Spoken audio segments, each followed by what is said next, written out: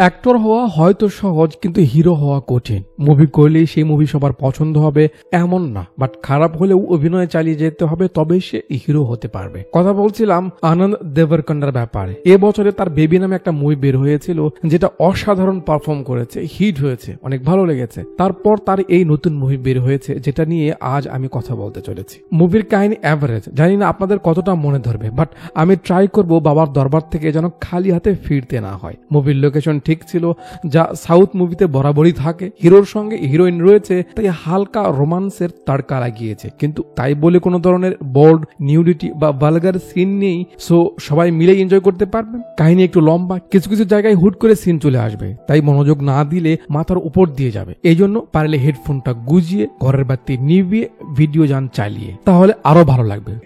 কথা বলছিলাম 2024-এ মুক্তি পাওয়া crime comedy drama Telugu movie নাম গম গম গণেশা এর ব্যাপারে। পিছনে গান চলছে, হাওয়া মে উড়তা যায় মেরা লাল দুপাট্টা মলমল কি হো, মেরা লাল দুপাট্টা মলমল কি হো জি ও জি। আর এমন ধূসর মরুতে সিন শুরু হয় কারণের স্পেশাল কাটিং এন্ড ফিটিং, এক নামে যাকে সবাই চেনে, বল্লে বল্লে সেলুন। একটা গাড়ি এসে থামে, ভিতর থেকে কয়েকটা জঙ্গলি হোল কাউন্টার বের হয়। এখানে হাত মুখ ধুয়ে বস ভিতরে যায়। এ জোনায়েদ আহমেদ পলক, দাড়িটা বানিয়ে দিত বেটা। ভাই উনি বসেছে।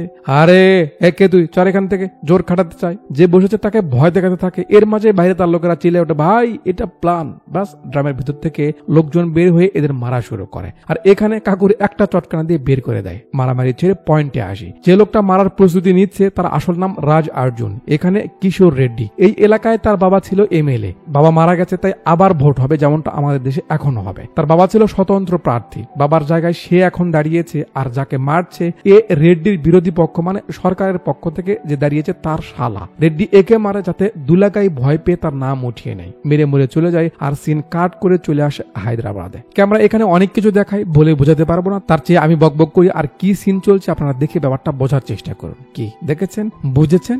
বডি শট আর পরের কাজবাজ দেখে তো মনে হলো প্ল্যান করে কিছু করতে যাচ্ছে। রুম থেকে বের হয় আর এন্ট্রি করায় মুভির লিড ক্যারেক্টার বিজয় দেবরকন্ডার ছোট ভাই আনন্দ দেবরকন্ডা, অর্থাৎ গণেশের। মুড মোশন দেখে তো মনে হচ্ছে বিশাল কোনো ডাকাতি করতে যাচ্ছে, কিন্তু যখন তালাটা ভেঙে শাটারটা উঠাই, ময়ে ময়ে মুদির দোকানে চুরি। আবে এর থেকে তো গণভবনের বেশি দামের জিনিস ছিল বে।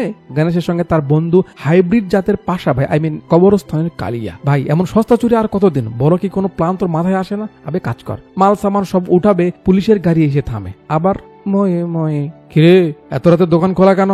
গণেশ কাঁদে আর বলে, স্যার আমার মা হসপিটালে, কাছে কোনো টাকা পয়সা নেই স্যার, মাল বিক্রি করে টাকা নিয়ে যেতে হবে। তাদের কান্না আর অভিনয় দেখে অফিসার সত্য মনে করে আর তার পকেট থেকে টাকা বের করে দেয়, আর সে নিজে মাল গাড়িতে উঠিয়ে দিয়ে তাদের নিয়ে যেতে বলে। শাবাশ, পুলিশ এমন না হলে হয়। এরা মাল সামান নিয়ে মহাজনের কাছে আসে বিক্রি করতে। দাদুর নাম সুলতান ভাই, সব চোরা মাল বেচা কেনা করে, একদম প্রফেশনাল। তো গণেশ টাকা বুঝে নিক, ততক্ষণে সিন নিয়ে আসে কিশোর রেড্ডির বাড়িতে। প্রচারের জন্য ফটো উঠাবে, তার লোক এসে ইশারা করে ফোন এসেছে। ফোন কানে নিলে এপার থেকে তার ডান হাত কাদের কাকা বলে, রেড্ডি ড্রাইভারের বাড়িতে আমরা যে টাকা রেখেছিলাম, পুলিশ সেখানে রেড দিয়ে 80 কোটি টাকা সব সিজ করে দিয়েছে। এটা তো আর মশা মারা খবর না, রেড্ডির বিচি চিপায় উঠে যায়। এখন পুলিশ এই খবর পেল কি করে? সিন চলে আসে সিএম অফিসে। এই কাকু পার্টির পক্ষ থেকে লড়বে, সিএম আবার তার আত্মীয় হয়। সে আর সিএম মিলে এসব করছে যাতে রেড্ডি জিততে না পারে। রেড্ডি তার বাবার ছবি দেখে আর বলে, বাবা তোমার পদ আমি যেতে দেব না, প্রয়োজনে দুনিয়া এক করবো, টাকার ব্যবস্থা আমি করবো, কারণ টাকা ছাড়া তো আর ভোটে জিতা যাবে না। গণেশ টাকা বুঝে নিয়ে কালিয়াকে যেতে বলে। সে কিন্তু তার টুকটুকির সঙ্গে দেখা করতে যাবে। চলে আসে একটা সুপার শপে। এখানে এন্ট্রি হয় কারেন মরিচ, নায়ান সারিকা অর্থাৎ শ্রুতির। তো ভাই আর দিদি গভীর প্রেমে পড়ে আছে। ভাই বাহানা দিয়ে দিদিকে চিপাই নিয়ে যায়। চিপাই নিয়ে কি যে করলো, কি হবে আর কইয়া, আরে না না তেমন কিছু তো হলোই না। তার আগে সেখানে শপের ম্যানেজার আসে। কি হচ্ছে এখানে, কে তুই? দিদির সঙ্গে সঙ্গে মহিলা জায়েদ খান হয়ে যায়, ডিগবাজি দেয়, মানে পোল্টি নাই, একেবারে লুডুর গুটি। স্যার দেখুন না, ছেলেটা বিরক্ত করছে। কপাল। আচ্ছা, আমরা সাধারণ পাবলিকরা মনে করলাম যে সে সিচুয়েশন সামাল দিতে এমনটা করেছে, ঠিক আছে, ভালো মেয়ে। গণেশ তো রাগ করে চলে আসে। ডিউটি শেষ করে শ্রুতি এসে দেখে গণেশ অভিমান করে আছে। গণেশ বলে, তুমি বন্ধুও তো বলতে পারতে না। শ্রুতির কথা সেই সময় কিছু মাথায় আসেনি, তাই হুট করে বলে দিয়েছে। আচ্ছা সরি। নো সরি তো নো। এবার দিদি মেরে দেয় তার ব্রহ্মাস্ত্র। নটি বয়, ডিবি হারুনের শো এনজয় করছো না?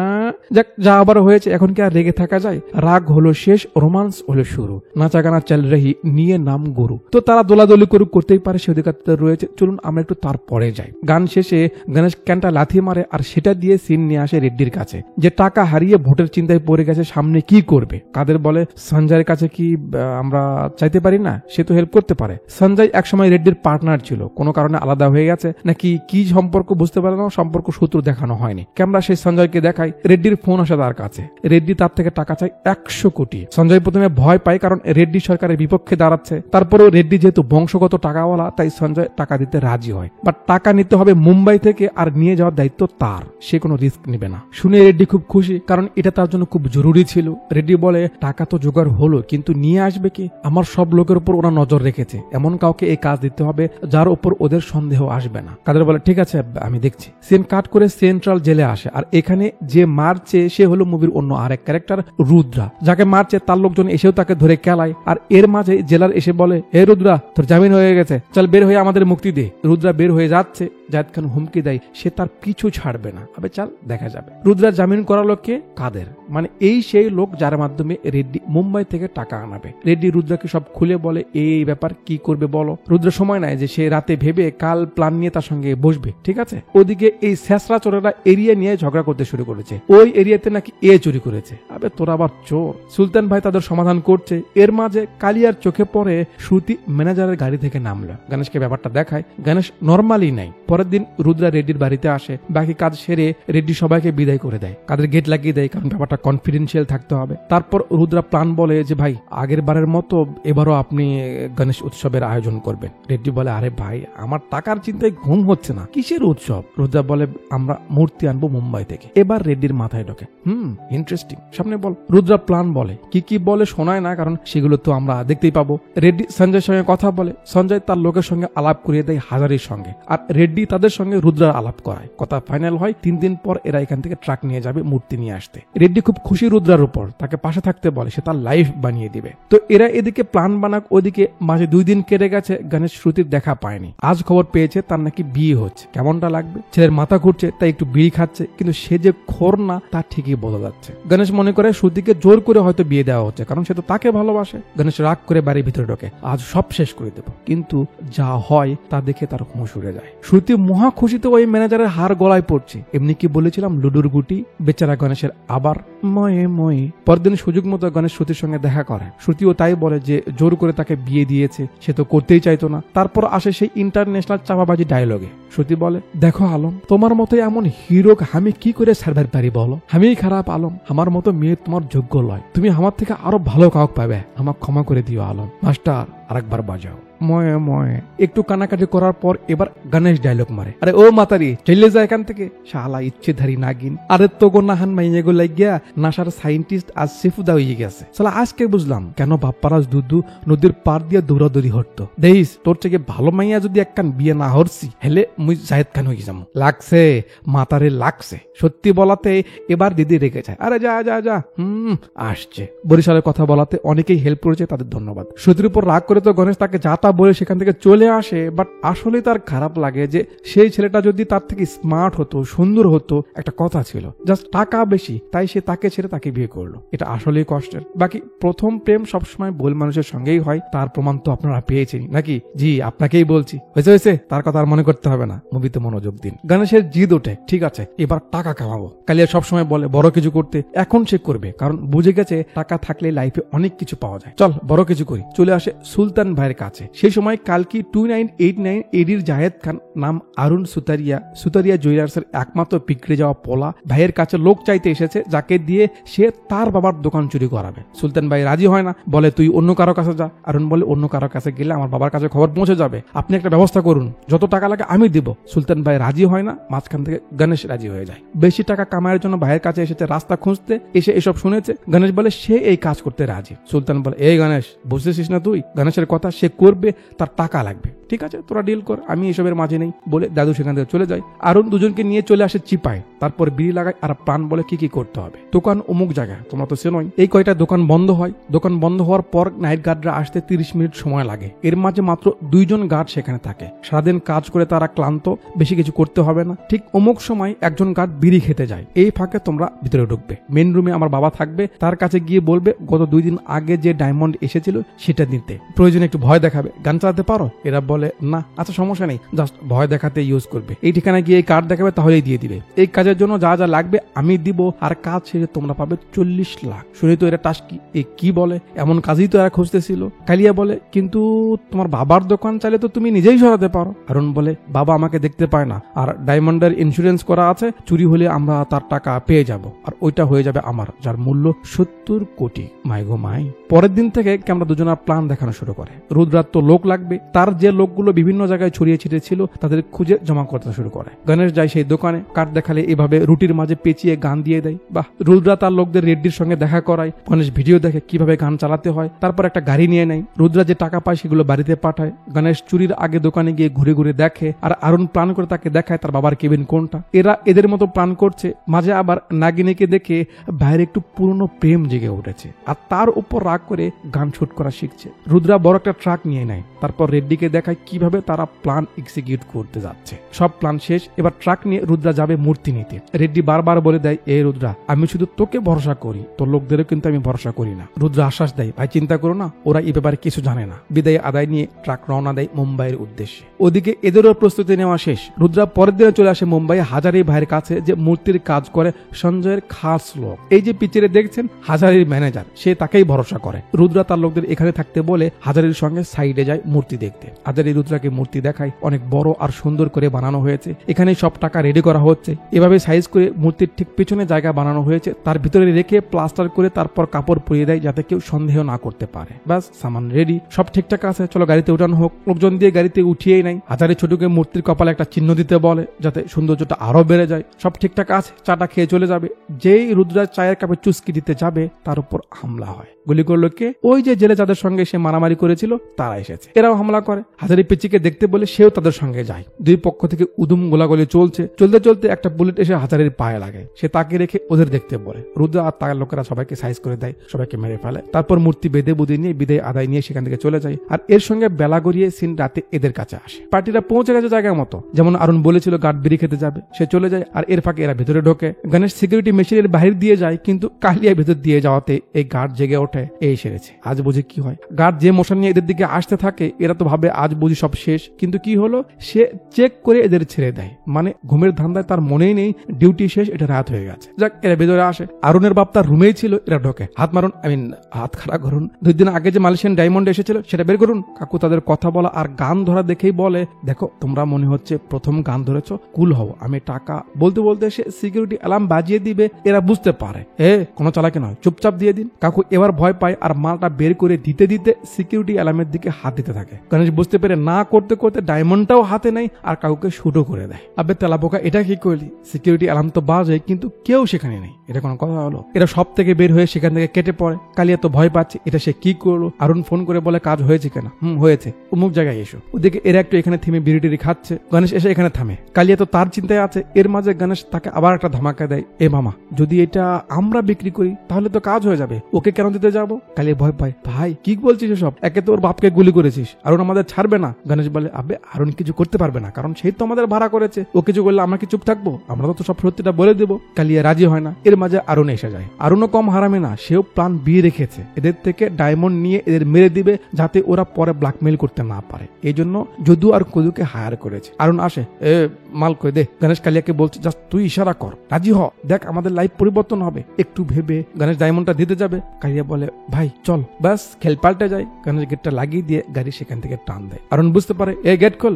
গণেশ গাড়ি ছেড়ে দেয়। হলো আর কোনো পিছু নাই। শুরু হয় সাপ বেজির অলিম্পিক। এদিকে এরাও যাচ্ছে, ওদিকে এরাও। গাড়ি কোন দিকে যাচ্ছে গণেশ নিজেও বুঝতে পারছে না, সে শুধু রাস্তা দিয়ে যাচ্ছে। যাক, অনেকটা চেজিং এর পর গণেশ এখানে এসে থেমে যায়। সামনে কিসে যেন সব বস্তা, পেছনে আরুন আসছে। এবার কি হবে? গণেশ গাড়ি চালিয়ে দেয় আর বস্তার উপর দিয়ে উড়িয়ে তার গাড়ি পার হয়ে যায়। কালিয়া তো এটা কি হচ্ছে? আরুন মনে করে সেও গণেশের মতো পার হয়ে যেতে পারবে, তাই গাড়ি চালিয়ে দেয়। হাত তার গাড়ি বস্তার সঙ্গে বেঁধে সেখানেই সে বেহুঁশ হয়ে যায়। এরা চম্পট আরুনের গাড়ি থেকে তেল পড়তে থাকে আর এর সঙ্গে সিন টেনে পরের দিন ভরে নিয়ে আসে। এরা কোথায় যেন এসে থেমেছে, মাল সামান সব নদীর মাঝে ফেলে দেয়। তারপর গাড়ি ছাড়ে চেন্নাইয়ের উদ্দেশ্যে। ভাবে একটু নিউজ শুনি, দেশে কি চলছে। এ বলে যে রেডিও দেয়, ব্যাস যেই ভয় সেই হয়। নিউজে বলছে সুতরিয়া জুয়েলার্সে কাল ডাকাতি হয়েছে, তাকে মারার চেষ্টা করে দোকান ডাকাতি করে নিয়ে গেছে, পুলিশ তাদের খুঁজে বেড়াচ্ছে। কালিয়া তো ভয় পেয়ে যায়, এবার তারা বাঁচবে না, তাদের জেল হবে, এটা সেটা লেস বিতা। গণেশ ধমক দেয়, চুপ থাক, গুগল ম্যাপ দিয়ে আমি বাইপাসে কিভাবে চেন্নাই যাই তুই জাস্ট দেখে যা। গাড়ি রওনা দেয়। একটু পর এখানে এসে থামে। কি হলো এত ভিড় কেন? কি পুলিশ চেক করছে? এই সেরেছে। পুলিশ দেখে তো চোরের মন কলা কলা করে। এবার কি হবে? গাড়ির কোথায় রাখলে পুলিশ পাবে না কিছু বুঝতে পারছে না। পকেটে নিয়ে বাইরে হয়। প্রথমে পুলিশরা শুধু গাড়ি চেক করছিল, কিন্তু এদের ওভার অ্যাক্টিং এর জন্য মানুষকেও চেক করতে লাগে। এবার কি হবে, কি করবে ভাবছে। ভাবতে ভাবতে হুট করে এদিকে তাকাতে দেখে লোকজন হাত জোর করছে। কি হলো? পিছনে ঘুরে দেখে গণেশজির বিশাল মূর্তি। কি যে মাথায় আসে, সে লাফ দিয়ে উপরে ওঠে। প্রার্থনার ফাঁকে মালটা মূর্তির ভিতরে রেখে দেয়। আর এটার ভিতরেই তো টাকা রয়েছে। ডায়মন্ডটা এখানে এসে থামে। এখন তো আর কোনো সন্দেহ নেই, তাকে খোঁজ করলে পাওয়া যাবে না। নিচে এসে ছেলে খুব পাট নিতে থাকে। আরে চেক করুন, তাড়াতাড়ি আমাদের যেতে হবে। কেউ একজন পুলিশদের জিজ্ঞেস করছে যে কিসের চেক হচ্ছে এটা। পুলিশরা বলে সামনে ভোট, তাই কেউ ইলিগাল টাকা বা এমন কিছু বহন করছে কিনা সেটার চেক। শুনে তো গণেশের বিচে চেপাই ওঠে, শালা এটা কি হলো। যাক, এদের কাগজপত্র দেখে গাড়ি ছেড়ে দেয়। গাড়ির নাম্বারটা একটু ফোকাস দিয়েছেন। গাড়ি ছেড়ে দিলে এরা মূর্তির পিছু নেয়। এবার এখানে গাড়ির নাম্বারটা দেখুন, বুঝতে পেরেছেন? এটুকু জাস্ট মাথায় রাখুন। মূর্তির ট্রাক তো যাচ্ছে, কিন্তু এদের গাড়ি থেমে যায়। কোন একটা প্রবলেম হয়েছে, নেমে দৌড়াতে থাকে। তাই কি আর ধরতে পারে? মিস হয়ে যায়। ওদিকে রেড্ডি পায়দারি করছে কখন মূর্তি আসবে। একটু পর গাড়ির শব্দ পায় আর রেড্ডির এক্সাইটমেন্ট বেড়ে যায়। দৌড়ে বাইরে আসে। ট্রাক দেখে তো খুব খুশি, যাক টাকা এসেছে। রুদ্রা হাতে তো জিনিস একটা, খুব খুশি আমি, চল ভিতরে নিয়ে চল। ভিতরে এড়িয়ে মূর্তি নামিয়ে দিলে রেড্ডি রুদ্রার লোকদের টাকা দিয়ে তাদের বিদায় করে দেয়। এরা বাইরে এসে চিন্তা করতে থাকে যে একটা মূর্তি আনার জন্য এতগুলো টাকা দিল, কি জানি বাবা, নেতারা বুঝি এমন বোকাই হয়। চল আমাদের কি। রেড্ডি, রুদ্রা আর কাদের কাকা মিলে এবার মাঠে নামে। পানি দিয়ে ভিজিয়ে দিলেই তো মূর্তি গলে যাবে আর তাদের টাকা বের হবে। পানি দিতে থাকে। রেড্ডি টাকার মুখ দেখার জন্য ছটফট করছে। আস্তে আস্তে মূর্তি গলতে শুরু করে। গলছে আর এদের হার্টবিট বাড়ছে। একটু পর মূর্তি পুরোটা গলে পড়ে আর ক্যামেরা টাকা না দেখে এদের দেখাতে থাকে। এক একজনের অবস্থা আর রিয়াকশন খারাপ কিছু ইশারা করছিল। রেড্ডির বুকে ব্যথা শুরু হয়। এবার যখন ক্যামেরা ঘুরাই, এসে যায় কাহিনীর টার্নিং পয়েন্ট। মূর্তির ভিতরে টাকা নেই। কার না মাথা খারাপ হবে? কি হলো টাকার? ওদিকে গণেশ আর কালিয়া বুঝতে পারছে না কি করবে। ট্রাক কোথায় গেল, তারা কোথায় খুঁজবে আর কিভাবে গ্রামের ভিতরে ঢুকবে। দুজনের হাতে হারিকেন, পাছায় বাঁশ দেখিয়ে মুভি ইন্টারভেল হয়। ইন্টারভেল পর ক্যামেরা রেড্ডিকে দেখায়। তার কেমন লাগছে সেটা তো সেই জানে, কারণ টাকাটা তো তাকে ফেরত দিতে হবে। রেড্ডি রুদ্রাকে ধরে, এটা কি করে হলো বল। তাকে সন্দেহ করে, রেগে গান তাক করে, আমার টাকা লাগবে, কি করে আনবি আমি জানি না। রুদ্রা নিজেই রেড্ডির গান ধরে তাকে মারতে বলে, কিন্তু সে এসবের ব্যাপারে কিছুই জানে না। কথা দেয় সে টাকা ফিরে এনে দিবে, তাকে জাস্ট সময় দেওয়া হোক। উপায় তো নেই, রেড্ডি চান্স দেয়। কাদেরও বলে রুদ্রাকে আমি চিনি, ও এমনটা করবে না। রুদ্রা ফোন করে হাজারি মামার কাছে, আবে মূর্তির ভিতরে টাকা নেই, চালাকি করছিস আমার সাথে না। হাজারি চমকে ওঠে, ভাই কি বলছো, একটু ধীরে বলো, আমার অ্যাটাক এসে যাবে তো, আমি কেন টাকা সরাবো, তাও আবার তোমার ব্যাপারে জানার পরও, আমি তো তোমাদের সঙ্গেই গেলাম। রুদ্রা বলে মূর্তির ভিতরে টাকা নেই, আমার টাকা চাই। হাজারি বলে, ভাই 2 মিনিট একটু সময় দাও, আমি তোমায় কল ব্যাক করছি। ফোন রেখে ছোটুকে বলে, সেদিন যে গণেশের মূর্তি ডেলিভারির সময় তোকে রেখে আমি মারামারি করতে গেলাম, তখন কি কিছু হয়েছিল? পিচ্ছি বলে, ও ভাই আমি কি তোমায় বলিনি? কি বলিস নিবে? আরে ভাই সেদিন তো একটা কাজ হয়েছে, শুনলে তো তুমি আমার বেতন বাড়িয়ে দিবে। আবে কি হয়েছে সেটা বল, তাড়াতাড়ি বল। পিচ্ছি বলে, তোমরা মারামারি করতে যেতেই একদল লোক সেখানে আসে মূর্তি নিতে। সেও গণেশেরই মূর্তি চাই। আমি বলি ভিতরে আছে, সে ওই মূর্তিটাই নিতে জেদ করে। আমিও সুযোগ বুঝে দাম বেশি করে বলি, আর সে 50,000 টাকা বেশি দিতে রাজি হয়। পরে ওইটা তাকে দিয়ে দিই আর ভেতর থেকে আরেকটা এনে গাড়িতে উঠিয়ে রাখি। হাজারি রেগে যায়, আপনি গুই সাপের বাচ্চা কি করেছে সেটা বে থাম, তোকে আজ। রুদ্রাকে ফোন করে ঘটনা খুলে বলে হয়েছে। সে লোকের ঠিকানা নেওয়া ছিল, সেটা রুদ্রাকে দেওয়া হয়। রুদ্রা রেড্ডিকে বলে মূর্তি পাশের এলাকাতে রয়েছে, সে গিয়ে নিয়ে আসবে। রেড্ডি বলে যেহেতু সামনে ভোট আর অপোজিশন কান খাড়া করে আছে, তাই সাবধানে কোনো ঝামেলা না করে মূর্তিটা সেখান থেকে আনতে হবে। ঠিক আছে ভাই, আমি আজই রওনা দিচ্ছি। ওদিকে এরা খুঁজে মুজে কিভাবে যেন জানতে পেরেছে সামনের গ্রামে গণেশ উৎসব হচ্ছে আর মূর্তি মুম্বাই থেকে আনা হয়েছে। এরা সেই গ্রামে ঢুকবে মূর্তি দেখার জন্য। গণেশ প্ল্যান করে তারা মিডিয়ার লোক সেজে গ্রামে ঢুকবে। সিন চলে আসে গ্রামের সেই অনুষ্ঠানে। এই গ্রামের মন্ডলের নাতি এই ভাই সাহ। মুড মোশন দেখে তো বুঝতেই পারছেন সেই কেমন টাইপের লোক। এন্ট্রি হয় মুভির অন্য আরেক ক্যারেক্টার সত্যম রাজেশ অর্থাৎ রাজা ভ্যারু। এর আগে এত বড় মূর্তি দিয়ে অনুষ্ঠান হয়নি, বাট সে করাচ্ছে, তাই একটা ভাবি আলাদা তার। রুদ্রা এসে গেছে, লক্ষ্য করে এটাই তাদের মূর্তি। তো সে ভিতরে যাওয়ার প্ল্যান বানাক, ততক্ষণে সিন নিয়ে আসে আরুনের কাছে। কি ওর কথা বলে গেছেন না? বলে যাওয়া যাবে না। গোবরের গন্ধ আর মাছির ভ্যানভ্যানানিতে ছেলে জেগে ওঠে। ক্যামেরা জুম আউট হলে আমরা দেখি তাকে ধরে রেখেছে এই মুরব্বীরা। কি অপরাধ করেছে জানতে চাইলে মুরব্বীরা বলে সে রাতে নেশা করে গাড়ি চালিয়ে তাদের গরুর সব খাবার সে নষ্ট করে ফেলেছে। আরুন একটু অহংকার দেখাতে থাকে, সে তাদের ছাড়বে না, যে ক্ষতি হয়েছে তার বিনিময়ে টাকা দিবে। কাকু বুঝে যায় এ হাতের নখ থেকে ময়লা বের করে নেশা করা বেওয়ারিশ বান্দর। বেটা, তোকে সোজা করার ওষুধ আমার কাছে আছে। পায়ে চেন লাগিয়ে জমিতে ঘাস উঠাতে লাগিয়ে দেয়, সঙ্গে এদেরও কপাল। তো এরা জমি নিরাক। ওদিকে রুদ্রা লাইটিং এর কাজ করার বাহানায় রাজার কাছে যায়, ফ্রিতে করে দিবে, তাই রাজাও রাজি হয়। গণেশ পৌঁছে গেছে রিপোর্টার হিসেবে, মূর্তির ভিতরে হাত দিয়ে মালটা বের করার চেষ্টা করে। রাজা দেখে চিল্লানো শুরু করে, এ কি করছিস, কে তোরাবে? গণেশ উল্টো পাল্টা বুঝিয়ে পাম্পটি দিয়ে রাজাকে মানিয়ে নেয় যে তারা মিডিয়ার লোক, এখানে তার অনুষ্ঠানটা কভার করার জন্য এসেছে। এখন কথা হলো এরা এই মাইক্রোফোন আর ক্যামেরা কোথায় পেলো সেটা কিন্তু আমাদের দেখালো না। রাজার যদিও সন্দেহ হয়, তারপরও থাকতে বলে। গাড়ি কিভাবে এখানে নিয়ে এলো সেটা তো নষ্ট ছিল না, সেটাও অলৌকিক। যাক, এখানে এক পিচ্চির নাম শ্রুতি, তাকে ডাকে। আর তার নাম শুনে ভাইয়ের মনে পড়ে জামাইয়ের নাভির ভিতর থেকে তুলা বের করে জীবন চালানো সেই মহিলার ব্যাপারে। আর তাকে বলতে বোতল হাতে চলে আসে মরুপাত। মাল খেতে খেতে ঘাটে আসে, কান্না করছিল, একটা আওয়াজ আসে। গণেশ এদিকে তাকালে এন্ট্রি হয় মুভির দ্বিতীয় হিরোইন প্রগতি শ্রীবাস্তব অর্থাৎ নীলাবেণী। সুন্দর নাম না? নীলাবেণী। গার্লফ্রেন্ডের নিক নেম রাখতে পারবে ছেলে পেলে, বলে দিলাম। তাকে দেখে তো গণেশের ঘন্টি বেজে ওঠে। আর গণেশকেও তো কম স্মার্ট লাগছিল না, এই জন্য নীলারও তাকে ভালো লাগে, সেটা তার লুক দেখে বোঝা যাচ্ছিল। সেখান থেকে নীলা ফিরছিল, মাঝে কিছু ছেলে পেলে নীলাকে ডিস্টার্ব করতে থাকে। নীলার পিছাই ছিল গণেশ। ব্যাস, এটাই চান্স। ভাই হিরোগিরি দেখানো শুরু করে। নীলাকে সেখান থেকে পাঠিয়ে দিয়ে সে তাদের সঙ্গে কথা বলে। আর কি বলে সেটা না দেখিয়ে সিন কাট করে নিয়ে আসে অনুষ্ঠানে। পূজা শুরু করতে হবে, লোকজন রাজার অপেক্ষা করছে, এরা সুযোগের অপেক্ষায় আছে। গণেশ মাঠটার খেয়ে খোরাতে খোরাতে আসছে। কালিয়া জিজ্ঞেস করে, মামা কি হয়েছে? গণেশ বলে, আরে কয়েকজনকে একটু উত্তম মাধ্যম দিলাম তো তাই। কিন্তু অবস্থা দেখে তো বুঝতে পারছেন সে দেয়নি, খেয়েছে। যাক, একটু পর পূজা আরম্ভ হয়, যে যার মতো চান্সে আছে। লোকজন আশীর্বাদ নিয়ে প্রসাদ খাচ্ছে। কালিয়া সেদিকে যায়। গণেশ তাকে ডাকতে মাথা ঘুরাতেই নীলাকে দেখে, সেও সামনে যায়। এক্সকিউজ মি, প্রসাদ পাওয়া যাবে? নীলা বলে, মাত্র তো শেষ হলো, সরি। ব্যাপার না বলে গণেশ সাইডে এসে নীলাকে নিয়ে একা একা কথা বলতে থাকে। নীলা পিছনে আসে। প্রসাদ, ও তুমি? ধন্যবাদ। নীলা বলে, আপনি অনেক স্মার্ট। গণেশের সুযোগ পেয়ে লাইন মারা শুরু করে। আর ছেলেদের তো বেশ, মেয়ে একটু মুচকি হাসি দিলে আমরা মনে করি এই বুঝি পটে গেছে। যাক, চোখাচোখি হয়। কালিয়া এদের সঙ্গে গল্প সল্প করছিল। গণেশ সেখানে এসে তাদের সঙ্গে হাই হ্যালো করে। কালিয়াকে বলে, এদের দেখে তো সুবিধার মনে হচ্ছে না, চল। পরের দিন রুদ্রা তাদের লোকদের বলে, আজ রাতে পূজারি একাই থাকবে, তখন আমাদের কাজ করতে হবে। এরাও প্ল্যান করে। সন্ধ্যায় নীলাবেণী আসে, তার সঙ্গে একটু চোখাচোখি হয়। তারপর রাতে পূজারি তার কাজ করছিল, গণেশ আসে। কালিয়া পূজাকে ব্যস্ত রাখে। এই ফাঁকে গণেশ তার কাজ সারতে চায়, কিন্তু রুদ্রা এসে পড়ে। তুই কি করছিস এখানে? গণেশ বলে, আর কি, ইন্টারভিউ নিচ্ছি। আপনারা এখানে কেন? এত লোক আসা থেকে পূজারি রেগে যায়। এই সময় তো এখানে এত লোক থাকা যাবে না, যাও যাও, তোমরা চলে যাও। উপায় না থাকায় সবাই চলে যায়। রেড্ডি ফোন করে সমানে রুদ্রাকে ওয়ার্নিং দিতে থাকে, তার টাকা লাগবে। রুদ্র সমান নিতে থাকে। রাতে সবাই ঘুমিয়েছে, এরা বসে বসে মূর্তি পাহারা দিচ্ছে। প্রকৃতির ডাক আসে, তাই সবাই মিলে জঙ্গলে যাচ্ছিল। এটা দেখে এরাও সজাগ, রুদ্রারাও। বিদ্যুৎ চলে যায়। রাজা মূর্তির কাছে দুজনকে যেতে বলে। তারা এসে বসার পরে কারেন্ট আসে, আর আমরা দেখি এরা তাদের কাজে নেমে পড়েছে। বারবার বিদ্যুৎ যায়, এরা মূর্তির কাছে যায়, আবার বিদ্যুৎ আসে, ফিরে আসে। এমন আরো অনেক ঝামেলার মাঝে সে রাতে আর কাজ হয় না। পরের দিন এরা আবার প্ল্যান করে, আজ রাতে মিস করা যাবে না, রাত হোক, ততক্ষণে আমরা এখানে আসে। এরা এখনো কাজের মধ্যেই আছে। বেচারা আরুণ মাঝে ফেসে গেছে। বাতাসে উড়ে পত্রিকাটা তার কাছে আসে, আর সেখানে আরুণ দেখে গণেশকে। মানে রাজা পত্রিকায় তার ছবি ছাপানোর জন্য যে সময় ছবি উঠাচ্ছিল, গণেশ পাশ দিয়ে যাচ্ছিল, তাই তাকেও দেখা যাচ্ছে। বেলা গড়িয়ে রাত হয়। রোজকার মতো সবাই ভক্তিতে লিপ্ত। এরা অপেক্ষা করছে কখন নিভবে দীপ্ত।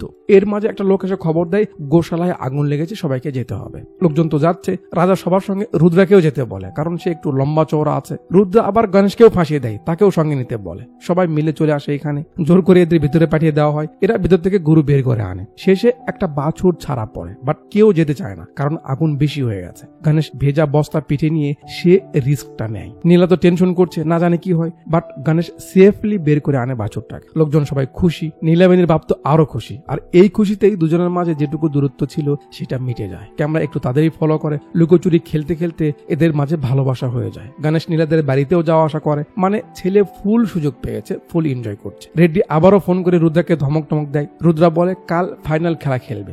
গণেশের এসব আর ভালো লাগছে না, তাই সেও কঠিন হওয়ার চিন্তা করে। পরদিন সকালে এরা গানমান নিয়ে নেয়। গণেশ নীলার সঙ্গে দেখা করে যে সে একটু কাজে হায়দ্রাবাদে যাবে, আবার ফিরে আসবে কয়েকদিন পর। নীলা বলে তার বাবা তাকে নিয়ে পজিটিভ, সে যদি বিয়ের প্রস্তাব দেয় তাহলে সে রাজি হবে। গণেশ বলে সে অবশ্যই প্রস্তাব দিবে, বাট আগে তার একটা কাজ আছে, সেটা সারতে হবে। নীলা মনে করে গণেশ তাকে ধোকা দিবে। কালিয়া বুঝায় যে তারা অবশ্যই তার বাবার সঙ্গে কথা বলবে। নীলা চলে যায়। ওদিকে আরুণদের যে খাবার দিতে আসে তাকে মেরে আরুণ গানমান সেখান থেকে নিয়ে পালিয়ে আসে। রাস্তায় একজনকে থিমে গাড়ি কেড়ে নেয়। তিনজনের পায়ে শিকল বাঁধা, গানে বুলেট নেই, তাই এমনি সেখান থেকে পালাতে হয়। সিন কাট করে রাতে উৎসবে নিয়ে আসে। এরা রেডি, আজ হয় এসপার নয়তো ওসপার। দুজনে এখন গান বের করবে। পিছন থেকে পুলিশের গাড়ির শব্দ। পুলিশ এসেছে। কেন? পুলিশরা বলে গ্রামে নাকি বাহিরের কিছু লোক গুপ্তচর ঢুকেছে, তাই সবাইকে মাঠে যেতে হবে। এরা মনে করছে আজ বুঝি ধরা পড়ে যাব। সবাইকে মাঠে আনা হয়েছে। রাজা অফিসারের সঙ্গে কথা বলে যে এখানে কোনো সমস্যা নেই, এরা সবাই আমার পরিচিত, আর এখানে সবাই খুব ভালো করে এদের চেনে, কোনো গুপ্তচর মুক্তচর নেই, আপনাকে হয়তো কেউ ভুল ইনফরমেশন দিয়েছে। এই তোমরা এখান থেকে যাও, কাজ করো, যাও। এরা সেখান থেকে বাঁচতে পেরে দে দৌড়, কোনো কথা নেই, একবারে ভোঁয়ার ছিঁড়ে দৌড়। গণেশ আর কালিয়া এদিকে, রুদ্র আর তার লোকেরা ওদিকে। গণেশ আগে পৌঁছে আর সে যা দেখে অবাক। রুদ্রও এসে যায়, সেও হা। কি হলো? ক্যামেরা এই পার নিলে আমরা দেখি মূর্তিটা সেখানে নেই, মূর্তি গায়েব। সবাই তো মাঠেই ছিল, মূর্তি গায়েব করলো কে? ওই কাণ্ড, রই ব্যাপার। কি হলো এবার কি হবে? যাদের মূর্তির প্রয়োজন তারা তো খুঁজে বের করবেই। গণেশ গাড়ির চাকা ফলো করে আর রুদ্রা ফুল নাকি যেন ফলো করে। ওদিকে রেড্ডি আর অপেক্ষা করতে পারছে না, সে তার লোকজনকে তৈরি করছে, মূর্তি নিতে যাবে। সিন কাট করে চলে আসে পরের দিন সকালে। জায়গাটা বেশ সুন্দর না? কাল রাতে যে পুলিশগুলো এসেছিল তাদের টাকা দেওয়া হচ্ছে, দিচ্ছে কে?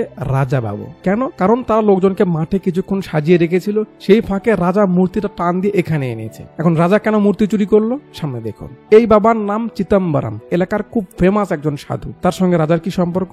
রাজার বাবা তাকে কিছু না দিয়ে মরতে বসেছে, তাই সে তার বাবার উপর খুব রেগে যায় যে তার জন্য সে কি রেখে গেল। তখন তার বাবা এই বাবার নাম বলে যে সে ভবিষ্যৎবাণী করেছে এই বাড়িতে লুকোনো ধন আছে, সেটা তোর জন্য রেখে যাচ্ছি, চল যা ওই চিদম্বরম স্বামীকে ডেকে আন। রাজা এসে স্বামীকে তার সঙ্গে বাড়িতে নিয়ে যায়, কোথায় ধন আছে খুঁজে বের করতে। স্বামী তার ঝাড়ফুঁক দেয়, লেবু এখানে গড়ে আসে। স্বামী বলে ওখানে ধন আছে। খুশিতে রাজা খুঁড়তে যাবে, স্বামী থামায়। কি হলো বাবা? স্বামী বলে ওই ধন পেতে হলে একজনকে এই বাড়ি থেকে বলি দিতে হবে রে পাগলা, মানে একজনকে আগে মরতে হবে, তারপর সে ধন বের হবে। কাকু বিছানা থেকে লাফ দিয়ে ওঠে, কি ভাবছিস? আমাদেরকে দেখছিস কেন? আমি এত সহজে মরছি না। রাজা স্বামীকে রিকোয়েস্ট করতে থাকে তাকে কোনো রাস্তা দেখা। স্বামী তার হাত দেখে বলে তোর হাতে তো রাজ টিকে রয়েছে রে পাগলা, তুই তো কোটিপতি হতে পারবি। কি তাই নাকি বাবা? প্লিজ স্বামী বলুন আমায় এর জন্য কি করতে হবে, আমি সব করতে রাজি। স্বামী বলে আমার কথা মতো কাজ করতে হবে, আর সেই ব্যাপারটা কাউকে জানানো যাবে না। রাজা প্রমিস করে কাউকে জানাবে না। এরপর স্বামী রাজাকে বসিয়ে অনেক ধর্মের কথা এটা সেটা অনেক কিছু বুঝিয়ে গণেশের মূর্তি আনতে বলে। কোন মূর্তি? স্বামী বলে মুম্বাই নগরীর ধারাবিতে হাজারি নামে এক মূর্তির দোকানে আছে, তার কাছ থেকে গণেশের একটা মূর্তি আনতে হবে। যেই মূর্তির স্পেশালিটি হলো চাঁদের মতো একটা চিহ্ন একটু বাম দিকে থাকবে। যে করেই হোক সেই মূর্তি তোকে আনতে হবে, তারপর তার পূজা করতে হবে, তাহলেই তুই ধন পাবি, কিন্তু এই ব্যাপারটা কাউকে বলা যাবে না। স্বামীর কথা মতো রাজা গ্রামের লোকদের বোঝায় যে এবার গণেশ উৎসবের মূর্তি সে আনবে, তাই গাড়ি নিয়ে চলে আসে হাজারের এখানে। যেই সময় রুদ্রের উপর হামলা হয়েছিল তারা তো সেদিকে বিজি ছিল। রাজা মূর্তি দেখে অবাক, ঠিক যেমন স্বামী বলেছিল। পিচ্চি বলে কি চাই? রাজা বলে এই মূর্তি চাই। পিচ্চি বলে বিক্রি হয়েছে। রাজা বলে আরো 50,000 বেশি দিব। পিচ্চি তখন এই মূর্তি তাকে দিয়ে দেয়। তারপর এখানে এসে গণেশ ডায়মন্ড তার ভেতরে রাখে। গাড়িটা ছিল এদেরই, কিন্তু ক্যামেরা তখন এদের দেখায়নি, ওদের দেখিয়েছে। এরা দৌড়ে গাড়িটা ধরতে পারে না, কিন্তু এখানে গাড়িটা যেদিকে যাচ্ছে ওই গ্রামের নামটা দেখে নেয়। এই জন্যই আমি তখন গাড়ির নাম্বার লক্ষ্য করতে বলেছিলাম। এবার বুঝেছেন, গাড়ি দুটো আলাদা ছিল। তারপর যা হয় দেখেছেনই তো। স্বামীর সঙ্গে রাজার প্ল্যান হচ্ছিল। স্বামী যখন মূর্তি সরাতে বলে তখন রাজা পুলিশকে এনে লোকজনকে বিজি রেখে মূর্তি এখানে আনিয়েছে স্বামীর কথায়। যাক, যেই সম্পদের জন্য মূর্তিটা এখানে এনেছে, স্বামী সেই পুজো আরম্ভ করে। রাজা তো এক্সাইটেড, সে কোটিপতি হতে চলেছে। এর মাঝে গান এসে তার মাথায় থামে। কে ধরল? গণেশ। চলো গণেশ, তুই রাজা বাবু না? তোমার মাঝে সব মূর্তি চুরি করলে? আরে কি জাদা বলছিস বে? গণেশ ধমকি দেয়, কোনো কথা নাই। গান কালিয়াকে দিয়ে সে মূর্তির কাছে যায়। মূর্তি ভেঙে ডায়মন্ডটা বের করতে হবে, তাই ক্ষমা চাইতে যেই সে শুয়ে পড়ে, কালিয়ার গান চুটকে এসে তার কাছে পড়ে। কি হলো? উঠে দেখে রুদ্রা তার লোকজন নিয়ে এসেছে। রাজা তো কিছু বুঝতে পারছে না। রুদ্রা আর গণেশের মাঝে তর্কাতর্কি হচ্ছে। এর মাঝে রুদ্রাদের আবার কেউ গান তাক করে। কে? আরুণ। সবার থেকে গান কেড়ে নিয়ে সে ডায়লগ মারছে, আমার বাবার জিনিস তোরা ভাগ করে নিবি। সে তো জানে না এর ভিতরে টাকা আছে। গণেশের উপর রেগে যায়। এর মাঝে একটা গাড়ি এসে সেখানে হাজির হয়। গাড়ি তো নয়, যেন মেকআপ ঘর। ভিতর থেকে বের হয়ে আসে দুইটা চেহারা, জীবন্ত কঙ্কাল। আহা, কি সোয়াগ, কি স্টাইল। আবে এত গান দিচ্ছিস কেন বে? গানের ওজনে তো পড়ে যাবি। ম্যাপ দেখে সামনের দিকে যাচ্ছে, এখানে এসে ম্যাপ থেমে যায়, তখন সামনের দিকে তাকায়, কাকে যেন খুঁজতেছিল। চিপাই থেকে স্বামী বলে ওঠে, এই সাইয়া। এবার বের হয় মুভির লাস্ট টুইস্ট। তো এই স্বামী মূলত একজন চিটার, পুলিশের হাত থেকে বাঁচতে আমার বাবার ভেষ নিয়েছে, মানুষকে ভুল ভাল বুঝ দিয়ে টাকা কামায়, কিন্তু এমন আর কত। রেড্ডির ছবি দেখে তার বাড়িতে দান মারতে যায়, রেড্ডির লোককে ভয় দেখাতে থাকে, বাড়িতে কালো ছায়া রয়েছে, রেড্ডি জিততে পারবে না। সে স্বামীকে ভরসা করে বাড়ির ভিতরে নিয়ে যায় যাতে স্বামী বাড়ি ঠিক করে দেয়। স্বামী তার কাজ করছিল, কাকুর ফোন আসে, সে একটু বের হয়ে যায়। এখান থেকে ফিসফিসানির আওয়াজ আসে। স্বামী কান লাগিয়ে শুনে, কথা হচ্ছে 100 কোটি মূর্তির ভিতরে আসবে, অমুকের কাছ থেকে নিতে হবে, কেমন মূর্তি হবে, তাদের সব প্ল্যান স্বামী শুনে নেয়। তারপর সেখান থেকে পালিয়ে তার গর্তে এসে একেবারে পাগল হয়ে যাচ্ছিল। এত টাকা কি করে? স্বামী, আমি কি এমন সুযোগ পাবো না? আমাদের কি দিন ফিরবে না? এক্স্যাক্টলি, আমার কি দিন ফিরবে না? যাক, সেই সময় রাজা তার কাছে আসে, তাকে বাড়িতে ডেকে নিয়ে যেতে। রাজার বাড়িতে যাওয়ার পর তার কাজ বাজ দেখে স্বামী রাজাকে বকরা বানিয়ে তাকে দিয়ে এসব করায়। এই স্বামী এই অবধি তাকে দিয়ে মূর্তি এখানে আনায় যাতে সে টাকাটা মেরে দিতে পারে। রাজা এখনো সেটা বুঝতে পারেনি। এরা সবাইকে বন্দি করে নেয়, কিন্তু রুদ্রা গান বের করে, আর বাকি সবাইও। আর কেউ কিছু করার আগেই সাঁ করে একটা গুলি চলে। কে করলো? এইদিকে রেড্ডি হাজির তার সব লোকজন নিয়ে। কোনো আলোচনা নেই, শুরু হয় বাটুল মার। রুদ্রা রেড্ডির সামনে আসে, এসব কি? আমি তো টাকা নিয়ে আসতে চেয়েছি না। রেড্ডি রুদ্রাকেই সন্দেহ করে ধাক্কা দেয়। এটা দেখে তার লোকেরা রেড্ডির উপর হামলা করে, আর হামলায় মামলা হয়ে যায় গামলা। কে কাকে মারছে, কে কি করছে কেউ বুঝতে পারছে। এর ভিতরে আবার বৃষ্টি শুরু হয়। যাক, তার কাজ আসার, সে আসুক, আমরা পয়েন্টে যাই। গোলাগুলি শেষে গণেশ আগের চিপা থেকে বের হয়ে আসে। দেখতে কি হলো, যেই এদিকে তাকায় তার হুঁশ উড়ে যায়। হায় এসব কি? এরপর এক এক করে সবগুলো সাপে গর্ত থেকে বের হয়ে আসে, আর যারা জানে না মূর্তির ভিতরে কি ছিল দেখে অবাক হয়। রাজা মনে করে এসব স্বামীর জাদুতে হয়েছে। এখন এই টাকা নিয়ে শুরু হয় কাবাডি খেল। কেউ কাউরে সামনে যেতে দেয় না। এক পর্যায়ে রুদ্রা আর গণেশ সামনাসামনি হয়। রুদ্রা গণেশকে একটা ঘোষা মারে যাতে সে চটকে গিয়ে পরে কাদায়।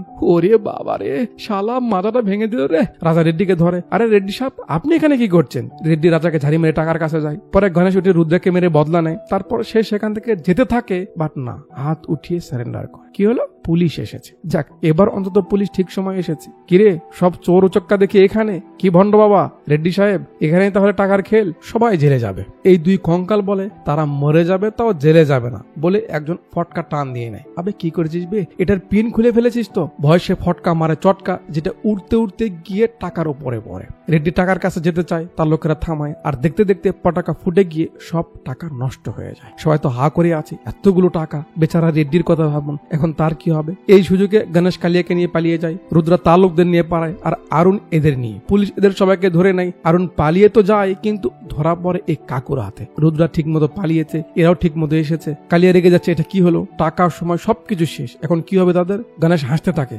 মামা কিচ্ছু হবে না। গণেশ হাসতে হাসতে পকেট থেকে মালটা বের করে। কি মামা? এই যে দেখো, সবে তো শুরু। সেই সবে কি করে? ওই যে রুদ্রা তাকে একটা ঘুষা মারলো, তখন তার মাথার নিচে পড়েছিল এই ডায়মন্ডটা। ডায়মন্ড সে পেয়েছিল, এই জন্য সে সেখান থেকে যেতে চাইছিল। যাক, গণেশ হলো লাকি, বাকি সবার ফাঁকি। এরা এখান থেকে বের হয়ে যায়, আর স্ক্রিনের আলো নিভে গিয়ে সিন কয়েক বছর পর শুরু হয় মানাসা ডেয়ারিতে। গণেশ এই দুধের ফার্ম দিয়েছে শ্বশুরবাড়ি এলাকাতেই। গ্রামের সবাই তাতে কাজ করে। নীলাকে বিয়ে করে একটা বাবুও হয়েছে, তার নাম মানাসা। কালিয়া নীলার বান্ধবীকে বিয়ে করেছে। সবাই সবার মতো সেটেলড হয়ে যায়, আর একটা হ্যাপি এন্ডিং এ মুভিটা এখানেই শেষ হয়ে যায়। এই দুনিয়াতে যদি আপনি টাকা দিয়ে চলতে চান, তাহলে টাকা আর্ন করার দুইটা উপায়, শক্তি নয়তো বুদ্ধি। যারা শুধু শক্তি ব্যবহার করে কামাতে চায়, তারা কখনো বস বা লিডার হতে পারে না, তাদের ইনকাম লিমিটেড হবে। কিন্তু যারা বুদ্ধি দিয়ে কামাতে চায়, তাদের কখনো ফিরে তাকাতে হয় না। বুদ্ধির সঙ্গে শক্তি মিললেই তবে সেখানে খনি তৈরি সম্ভব। এই জন্য লাইফে কিছু করার আগে বুদ্ধি আর শক্তি উভয়টা যেন কাজে লাগানো যায়, এমন রাস্তা খুঁজবেন। কঠিন হবে কিন্তু প্রশস্ত হবে। এই দুইটা পথ ছাড়া ইনকামের